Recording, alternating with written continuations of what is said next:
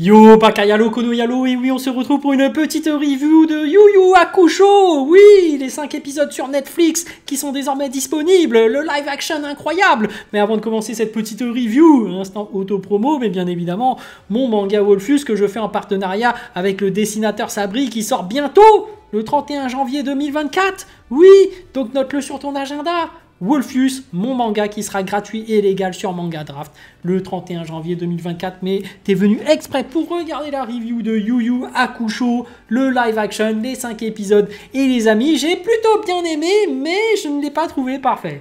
J'ai pas trouvé ça extraordinaire, mais ça va. C'était plutôt fidèle, c'est plutôt correct, j'ai bien kiffé, ça s'est enchaîné très rapidement, je l'ai binge-watché comme diraient les Jones, et c'était plutôt pas mal, hein, parce que bon, j'avoue, j'ai regardé le manga, mais ça fait extrêmement longtemps que je ne l'avais pas vu, et le fait de replonger sur le live action m'a fait ressurgir mes souvenirs. J'ai fait « Ah oui, c'était ça ! Ah oui, c'est très bien respecté ! Ah oui, les émotions étaient là, la nostalgie était là, c'était très fidèle, j'ai kiffé !» Bon, déjà, l'acteur de Yusuke, je le trouve incroyable. Déjà, il est beau gosse, hein, asiat, voilà, ils ont bien choisi l'acteur. Il correspond vraiment à le petit lycéen, petite racaille des quartiers, voilà, donc très bien choisi. Et surtout, comment il meurt là, le passage avec le camion qui écrase, c'était hard. Hein. Moi j'ai fait, oh putain, il se fait pas écraser juste un peu, hein, c'est vraiment, il se fait vraiment écraser, c'est sûr, il est mort, tu vois. Donc là déjà, coup d'émotion.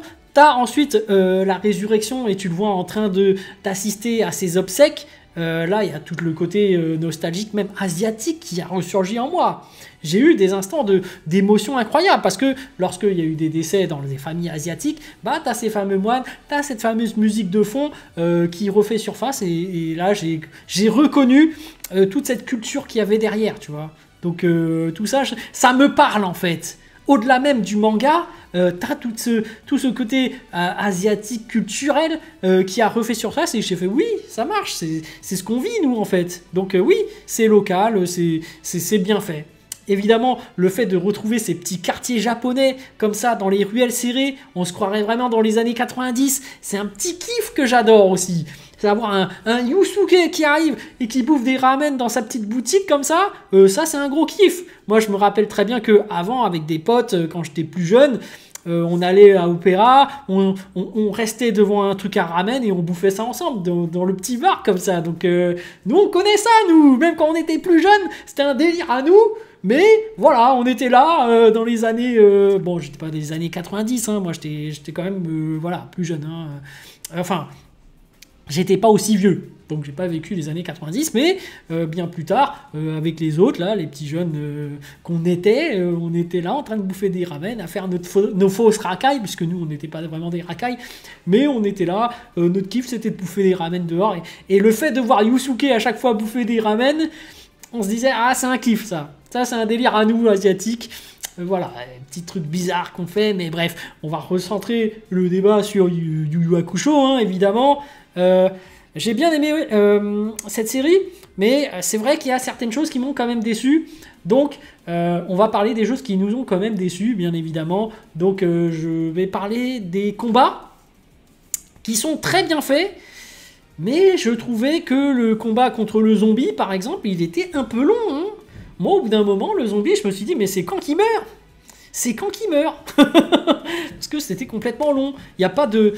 Alors, c'est intéressant de voir comment il se sert du décor pour réussir à combattre son adversaire, parce que tu vois vraiment que c'est des combats stratégiques qui fait Yusuke. Mais au bout d'un moment, c'est bon, hein, on a compris. Débarrasse-toi de ce zombie. Après... exceptionnel par contre, le combat contre Hellboy là, l'espèce de gros monstre rouge. Bon, je dis Hellboy, mais c'est pas Hellboy, hein, t'as compris, mais on va l'appeler Hellboy parce qu'il a un air d'Hellboy. Le gros bourrin par rapport à la voiture, il lance des trucs. Ça, par contre, c'était vraiment un combat exceptionnel qui a sublimé le manga parce que je me souviens que dans le manga, c'était pas un truc énorme, c'était pas extraordinaire et là, je l'ai vraiment trouvé incroyable. Donc là, c'était vraiment le combat que j'ai sauvegardé dans ma mémoire. Voilà, si je dois parler de ce live action, c'est vraiment ce combat qui était incroyable. Le reste des combats, bah, j'ai pas trouvé ça super ouf en fait. Parce que par la suite, tu as effectivement Toguro. Bon, à la limite, le dernier combat, rien de voir Toguro version 100%, c'est impressionnant.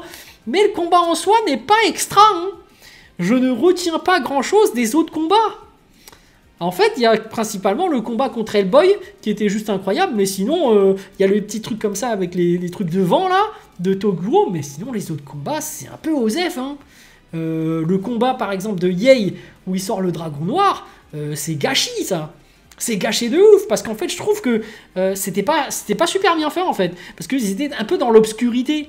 En fait, bon, le monstre était stylé. Quand il avait toute son armure, sa grosse hache, j'aurais préféré qu'il reste sous cette apparence. Mais en fait, tout ce combat-là s'est déroulé dans l'obscurité. Je me demandais, mais qu'est-ce qui se passe, en fait? Mettez la lumière, faites un effort, quoi. C'est pour cacher des effets spéciaux ou quoi?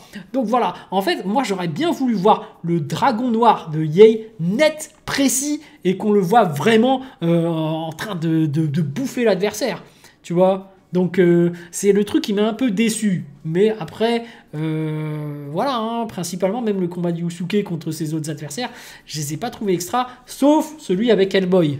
Hellboy, il était vraiment incroyable. Alors Hellboy... le fait qu'il saute, esquive la portière qui a été lancée, le fait qu'il retourne dans la voiture, ouais là j'ai rien à dire pour ce combat là, mais le reste franchement osef, hein. Même le combat Kurama, hein, il y en a qui l'ont trouvé extrêmement stylé. Moi j'ai trouvé ça pas terrible en fait. Avec ses plantes, à un moment donné, il se transforme en Kurama. T'es là, mais c'est quoi ça? Mais c'est quoi? L'autre qui fait des explosions. En fait, avec toutes ces explosions, moi, je m'attends à ce que l'autre meure direct, quoi. Pourquoi vous faites durer le combat? Alors, effectivement, Yu Yu Hakusho, de base, dans ce tournoi-là, c'est quand même des combats. Donc, ils ont skippé tous les tournois, tous les combats. Pourquoi pas? En fait, c'est lors de l'intrigue, de l'histoire principale de ce tournoi-là, c'était pas si important que ça, surtout que c'est des personnages pas très importants. Je me rappelle vite fait du mec qui fait du yo-yo, mais c'est pas des trucs de ouf. Hein. Bah, il y avait des moments badass, où à un moment donné, contre un gros bourrin, là, je me rappelle, il fixait des couteaux au niveau des pieds, et puis il se mettait des mandales à la fin, un peu à la Baki. J'aurais voulu le voir, mais c'est pas un combat important, donc c'est pas si grave. Par contre, Kuwabara, j'ai trouvé que c'était bien fait pour lui. J'ai trouvé que déjà son entraînement était très émotionnel, parce que je trouvais que quand il s'est acharné pour avoir son épée spirituelle, j'ai trouvé ce moment très classe. Donc en fait, Kuwabara, c'est celui qui m'a fait quand même vibrer, parce que j'ai trouvé qu'il était très classe dans ce live action. Quand il a commencé à continuer à s'entraîner et qu'il a refait surgir le côté je dois faire des efforts pour continuer l'entraînement de Yusuke, j'ai fait oui, bravo Kuwabara, tu as cassé le rocher, c'est le mec qui s'est acharné, qui a montré que voilà, c'est un rival, c'est un mec qui est déterminé, alors que Yusuke c'était vraiment un petit con qui ne voulait pas s'entraîner. Et là je dis oui pour Kuwabara, je dis oui. Et même Kuwabara, en fait, dans la suite de l'histoire, il y a un truc qui m'a un peu déçu, mais bon, après c'est pas trop grave, hein. C'est Kuwabara, en fait, à un moment donné, il y a une espèce de monstre et qui les poursuit et qui lui aussi s'enfuit. Et finalement, ils vont réussir à faire baisser un rideau de fer et se sauver du monstre. Et là, ça m'a un peu déçu parce que bon, Kuwabara, tu t'es entraîné, sors ton épée et coupe-le. C'était le petit bémol que je trouvais dans ce live action là pour Kuwabara. Mais après Kuwabara, franchement, il a eu son petit moment de gloire aussi. Je trouve contre Toguro. Voilà, et même contre son frère, bon, il s'est fait un peu massacrer, mais je trouve qu'il s'est bien débrouillé au final. Et à la fin, je trouvais que c'était pas mal le fait que ce soit lui qui intervienne. Et d'ailleurs, je crois que c'était comme ça déjà dans le manga. Mais voilà, hein, Kuwabara, moi j'ai rien à dire à propos de ce personnage. Il est très super cool, super classe. Et celui qui m'a fait quand même passer des gros moments d'émotion, c'était Kuwabara, hein, plus que Yusuke. Bon, en vrai, Yusuke, c'est vraiment vers les débuts que j'ai trouvé vraiment bien, mais je trouvais qu'au fil du temps, c'était moins bien. C'était moins bien, tu vois. Les 2 premiers épisodes, j'avais rien à dire, tu vois. Jusqu'à Hellboy, fin du combat d'Hellboy. Après, ça va en chute libre. J'ai trouvé ça moins bon. Donc après, chacun se fait sa propre avis. Moi, au niveau des épisodes, ensuite, j'ai trouvé que ça régressait. Donc par rapport à Yei, ouais, bon, hein, moi je n'ai pas trouvé ça super stylé. En fait, dans le manga, je le trouvais vraiment stylé. À l'époque, je me disais, oh, trop classe, oh, le petit super rapide, trop classe, dragon noir, super stylé avec ses coups d'épée, machin. Là, je l'ai trouvé un peu bof, hein. Même s'ils ont voulu reproduire et que finalement, c'était quand même bien fait. Moi, j'ai trouvé que c'était l'ambiance autour qui a joué en sa défaveur. Le fait qu'il n'y ait pas beaucoup de lumière, le fait que voilà, il découpe pas des gens d'un coup. Enfin, moi, je le voyais vraiment badass de ouf. C'était mon opinion par rapport à Yei. Mais après, par rapport à Kurama, bon, déception. Hein. Déception pour Kurama. Moi, je vous le dis clairement, j'ai été un peu déçu. Je m'attendais à mieux, mais de toute façon, de base, je me rappelle que dans le manga, j'étais pas déjà super fan de Kurama. Donc voilà. En fait, dans le manga, j'étais fan de Yei et un peu de Yusuke. Mais Kuwabara, là, il m'a surpris parce que c'était vraiment le mec, donc je m'en foutais, tu vois, dans le manga. Et là, il m'a fait vibrer. Je le dis. Là, il m'a fait vibrer. Alors que c'était franchement un random de base, je trouve, dans Yu Yu Hakusho. Bon, par rapport à toute cette intrigue aussi, tout ce scénario, cette mise en scène qui était quand même pas mal, hein, je trouve, par rapport à l'autre mafieux qui arrive et que le jeu, le mec qui veut se tirer une balle et qui arrive à faire jouer le mafieux au jeu, je trouve que c'était bien fait, je trouve que ça t'amène bien les circonstances, parce qu'au début tu peux te demander, mais pourquoi est-ce qu'il invite le gros à jouer au jeu? Pourquoi avec la puissance de frappe qu'il a? Parce que finalement Toguro obéit à ses ordres, son grand frère de Toguro obéit à ses ordres, il a plein de monstres plus ou moins à son service.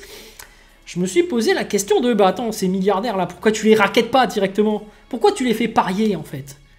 Tu les menaces, donnez-moi tous vos sous et puis on n'en parle plus.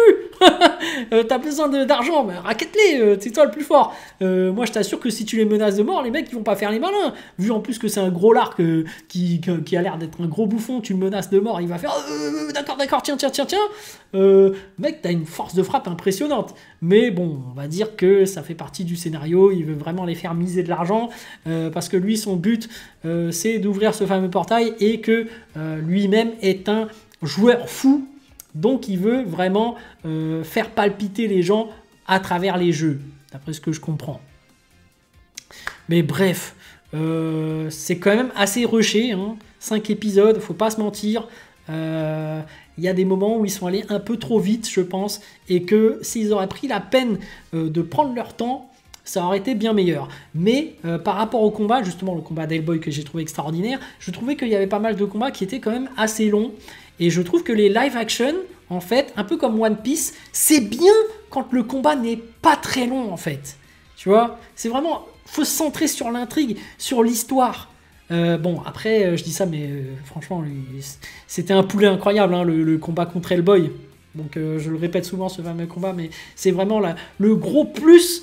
vraiment le gros truc de cette série live action de Yu Yu Hakusho, même si au final le scénario est très bien fait, mais bon, en fait je connaissais déjà l'histoire, donc moi derrière je m'attendais à des petits trucs, voilà, à de la pyrotechnie, à des ray guns super bien faits, à un dragon noir super bien fait, alors que là ça m'a un peu déçu. Je m'attendais à ce que, voilà, Kuwabara il sorte son épée et qu'il fasse du baseball avec, tu vois, parce qu'à un moment donné, bon c'est par la suite peut-être, je m'en rappelle plus, mais il renvoie des balles comme ça, et bam, à un moment donné il casse des dimensions avec. Enfin bref. Et surtout, ce qui m'a déçu aussi, c'est de ne pas voir Yusuke faire ses fameuses attaques différentes. Je me rappelle qu'à un moment donné, il fait cette espèce d'uppercut multi-coup de poing, météore de Pégase, je sais pas quoi là. J'aurais aimé le voir celui-là. Après, je me rappelle plus de ses autres attaques. Je me rappelle juste qu'il avait le Raygun, qu'il avait le multi-coup de poing, et que plus tard, il avait la transformation en cheveux longs. Donc... voilà, hein, à propos de ce petit live action de Yu Yu Hakusho, qui était au final fort sympathique, mais je reste sur ma faim. Il y a des choses qui m'ont quand même déçu, et comme je le répète, voilà, tout ce que je retiendrai, c'est ce fameux combat contre Hellboy, qui est en réalité un ennemi random de Yu Yu Hakusho. Je m'attendais à du beaucoup plus lourd contre Toguro. Mais la finalité est très intéressante et super bien amenée. Toguro qui veut expier ses fautes et qui qui culpabilise et qui ne se pardonne pas à la fin, et qui finalement va subir le martyre malgré que Genkai veut essayer de le faire revenir, parce que Genkai finalement en tant que maître de Toguro lui a pardonné, mais lui ne s'est jamais pardonné d'avoir laissé ses amis mourir. Mais bref, voilà. Allez, sur ce, je vous dis donc à plus dans le bus, ou plutôt à plus tard dans le car, ou plutôt à bientôt dans le bateau.